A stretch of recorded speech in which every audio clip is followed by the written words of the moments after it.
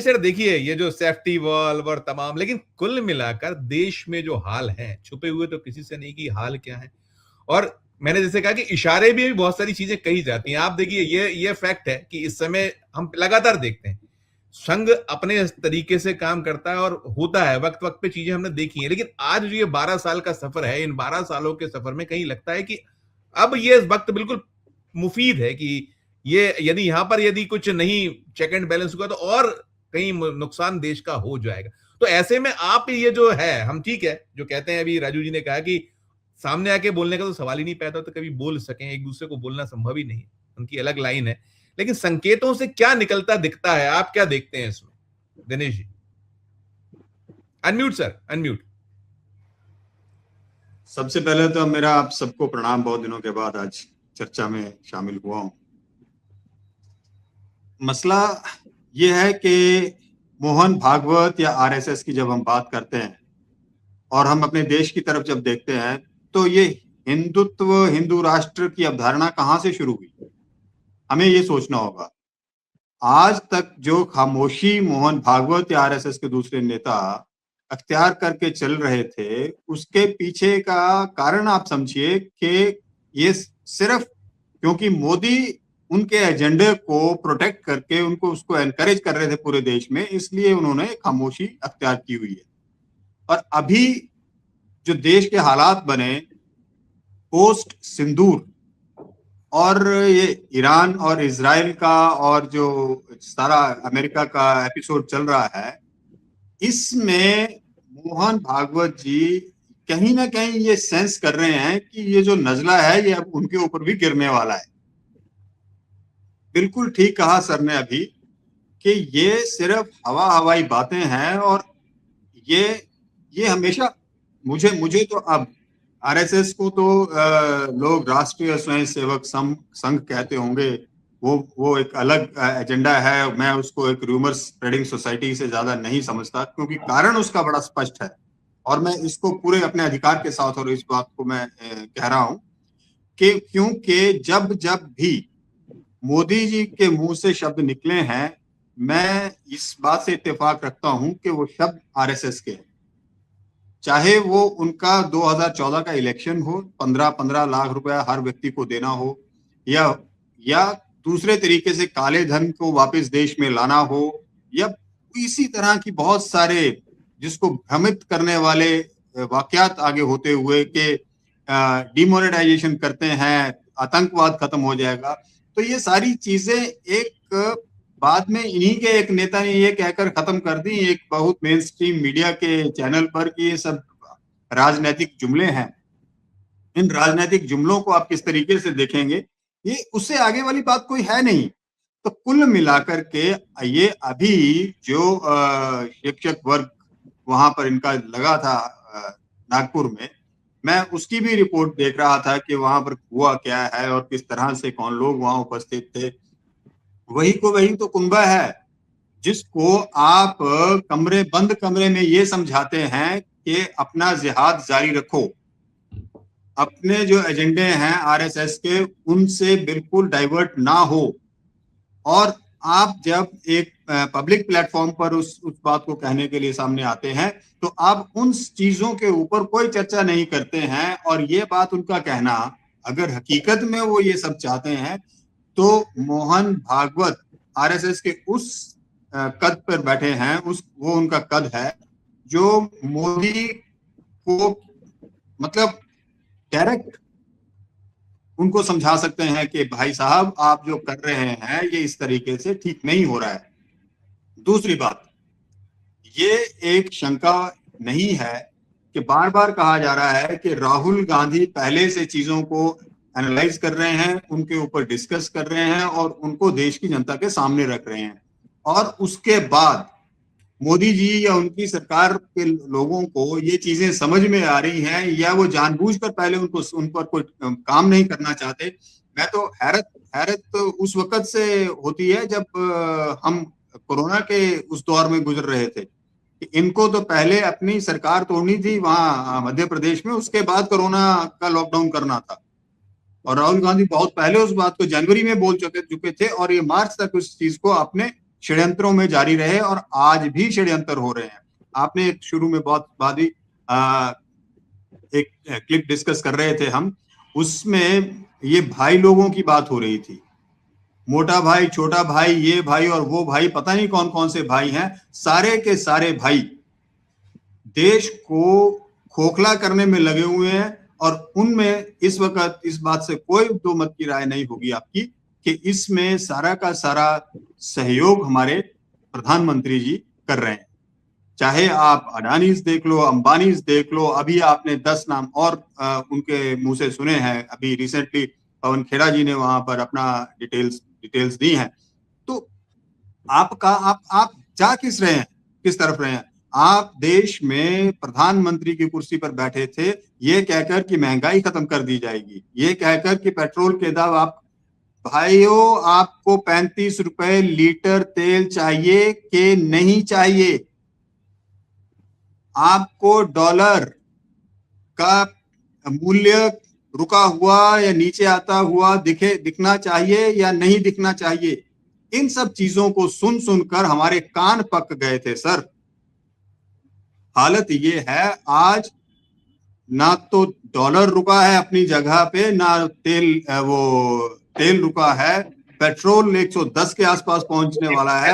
135 हो जाएगा, अगर 135 हो जाएगा, चलता रहा तो कुछ दिन में 35 की जगह सर 200, 135 की बात ना करो, 200 पे पहुंच जाएगा। हालात ये हैं, आज देश में वो किल्लत खड़ी हो चुकी है जो अभी इनकी प्रोग्राम्स एंड पॉलिसीज को ऑब्जर्व कर लीजिएगा आप। 9 करोड़ सिलेंडर इन्होंने वो गृहिणी योजना, मुफ्त गृहिणी योजना के तहत बांट दिए, ऐसा कहते हैं ये।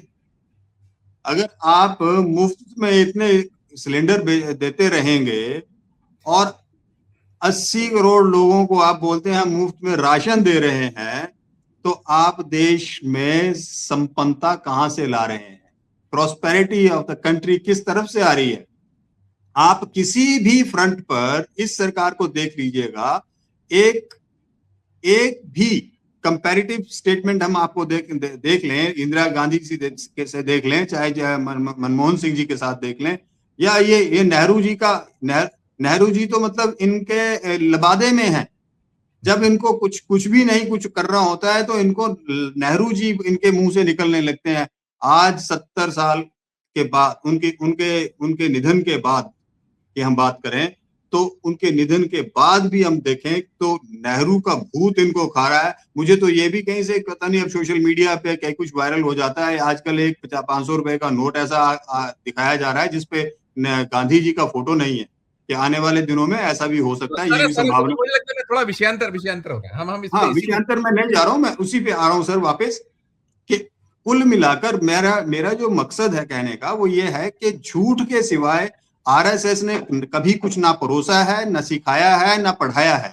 तो मोहन भागवत जी जो कुछ कह रहे हैं मंच पर, वो मंच से पर्दे के पीछे जो है उसके बरक्स काम कर रहे हैं, और सामने वो सिर्फ और सिर्फ आपको और हमें एक नई डिस्कशन में डालने का प्रयास कर रहे हैं। राइट। कुल मिलाकर मुद्दा वही का वही है कि देश से सबको साथ लेकर चलना चाहिए, ऐसा बोल रहे हैं। सबको साथ लेकर चलते कहाँ हैं? बिल्कुल। वो व्यक्ति जो आरएसएस के एजेंडे के खिलाफ बात करेगा, उसको तो आप दुश्मन समझते हैं, अपना दुश्मन समझते हैं, देशद्रोह। अब क्योंकि सरकार में तो आप उसको देशद्रोही भी बोल देते हो। लेकिन एजेंडा ये नहीं है, एजेंडा ये है कि हमने देश को किस तरफ को लेके जाना है। आप कान खींच सकने की क्षमता रखते हैं भागवत जी, आप नरेंद्र मोदी के कान खींचने की क्षमता रखते हैं। जी बिल्कुल। लेकिन आप वो नहीं करेंगे, आप सिर्फ वहां नागपुर में जाकर बोलेंगे, कहीं दूसरे बॉम्बे में जाकर कहीं आप दूसरी मुंबई में जाकर बोलेंगे, दिल्ली में आकर कहीं किसी वहां पर बोलेंगे, और अंदर कमरे में जो चल रहा है उसको आप उस एजेंडे को अपने को, क्योंकि वो उसी एजेंडे को पाल रहे हैं, उसको एनकरेज कर रहे हैं जो आरएसएस का बेसिक एजेंडा है, उससे बाहर वो नहीं। तो ये मेरा मुझे मोहन अब एक वक्त था कि हम आरएसएस के इन बड़े नेताओं को थोड़ा सा गंभीरता से लेते थे, लेकिन अब उसे भी लेना मैंने बंद कर दिया है। कारण इसका ये भी हो गया है कि मोदी ने इन लोगों को भी सत्ता सुख भोगने की आदत डाली। राइट, ठीक ठीक, ये अगला विषय। Right sir. जी सर। मैं बता दूं दर्शकों, हम लोग जो चर्चा कर रहे हैं, उन्होंने जो बातें कही हैं अभी बहुत सही फरमाया। हमने ये इस पे भी कहा कि ये क्या ध्यान बांटने की वो है पहले चरण में।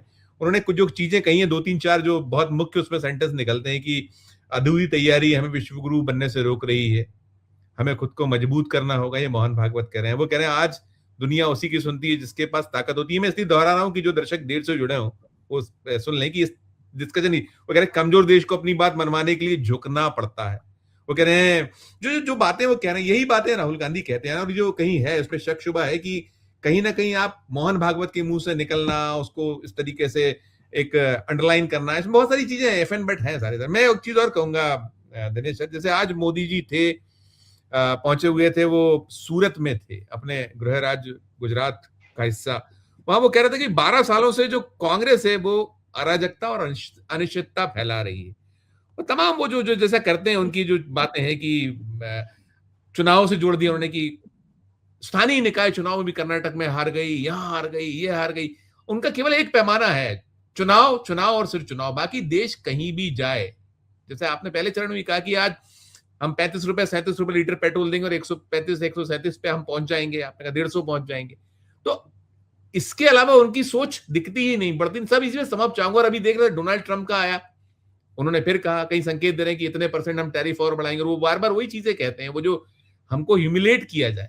अंतिम नोट सब पर आपका ये जो कहना कि अराजकता कांग्रेस फैला रही, कौन फैला रहा है? सर, अराजकता कांग्रेस फैला रही है और सारे सिक्योरिटी अरेंजमेंट्स इनके पास है। देश की सेना से लेकर पैरामिलिट्री फोर्सेस इनके पास है और अराजकता कांग्रेस फैला रही है। अराजकता राहुल गांधी फैला रहे हैं और आप ये कह रहे हैं कि बांग्लादेश से जो वहां पे इंट्रूड कर रहे हैं वेस्ट बंगाल में, वो इसलिए करते रहे क्योंकि ममता उनको अंदर आने देती है, जबकि बॉर्डर सिक्योरिटी फोर्सेस बीएसएफ आपके कंट्रोल में है। तो ये एजेंडा है। सिर्फ आपने जो एक बात कही और उसी को मैं दोहरा रहा हूं कि चुनाव कैसे जीतना है, कांग्रेस मुक्त करना है या विपक्ष मुक्त करना है, ये कांग्रेस मुक्त वाली बात नहीं है। लेकिन अभी वो विजय जोसेफ जी चीफ मिनिस्टर बने हैं, कितना शानदार कितनी शानदार वो जीत थी, और उस जीत के आगे सब कुछ फीका पड़ गया। इनका बिहार हो, चाहे वेस्ट बंगाल हो, उड़ीसा हो या दूसरी जगह हो, कुल मिलाकर के इनके गले की फांस है चुनाव। और जहां भी चुनाव होता है वहां ये सक्रिय होते हैं, उसके ज्यादा इनकी सक्रियता कहीं नहीं होती है। और जब जब भी देश कठिनाई में खड़ा होता है, देश में अराजकता की बात करते हैं, जब भी देश कठिनाई में होता है, ये अपने 8,000 करोड़ के उस जहाज में बैठते हैं और विदेश रवाना हो जाते हैं। लोगों को ये कहते हैं कि तेल कम खर्च करो और खुद विदेश यात्रा पर निकल जाते हैं। तो ये कुल मिलाकर के हम लोगों को या देश की जनता को भ्रमित और हैरत मेरे को इस बात की होती है कि बहुत सारे समझदार लोग, एजुकेशनिस्ट, इंटेलेक्चुअल्स जो हैं, वो इनके सामने ना जाने क्यों हाथ जोड़कर खड़े रहते हैं।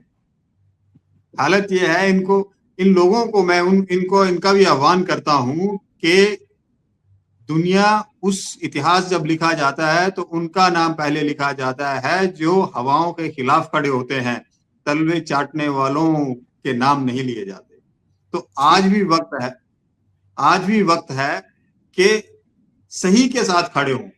ये जरूरी नहीं, इसमें मैं मोदी या बीजेपी या इनकी बात नहीं कर रहा हूं, लेकिन सही के साथ खड़े हों। वहां पर भी हो सकता है कुछ सही हो और वो रास्ते से भटके हुए हों, उनको भी वापस मेन स्ट्रीम में लाने की जरूरत है। ये एक ऐसा नशा इन्होंने अपने लोगों को पिला रखा है जिससे अब इनको समझ नहीं आ रहा है। इनका जो ब्रेन वॉश जो हुआ है, इससे इनको बाहर निकालने की जरूरत है। देश की जनता अब बहुत मेजॉरिटी अब इस चीज को समझ चुकी है कि देश सही हाथों में नहीं है। बिल्कुल बिल्कुल बिल्कुल ये अब समझने की जरूरत है। तो बहुत जरूरी है कि सारी चीजें और जहां तक आपने अराजकता की बात करी, हंगामा क्यों बरपा, थोड़ी सी जो पीली है, अभी तक तो वहां पंजाब में जो हालत होने वाली है वो देखना आपने। पंजाब, ये हर चीज है, ये खुद हवा देते हैं सर। ये जो गुंडागर्दी हुलिगनिज्म की बात हम करते हैं, ये इसके कर्णधार हैं खुद। इनके पास संयम, शांति और सहनशीलता बिल्कुल नहीं है। जिसकी ये बात करते हैं ना, वो चीजें इनके पास नहीं है। ये बहुत एग्रेसिव एरोगेंट ये इनकी नेचर है। तो इसी का परिणाम है कि डाउन द लाइन इनके लोग जो हैं वो ये सब करते हैं। राइट। कुल मिलाकर ये जिसको एनकरेज करने वाले लोग ये खुद हैं, और खुद ही उसको हवा देते हैं, और उसके बाद उसके ऊपर खुद ही कोई कार्रवाई नहीं करते हैं। दूसरे के ऊपर लांछन लगाने के लिए ये इन चीजों को बढ़ावा दे रहे हैं। देश जिनके हाथों में है, अराजकता उनको रोकनी है।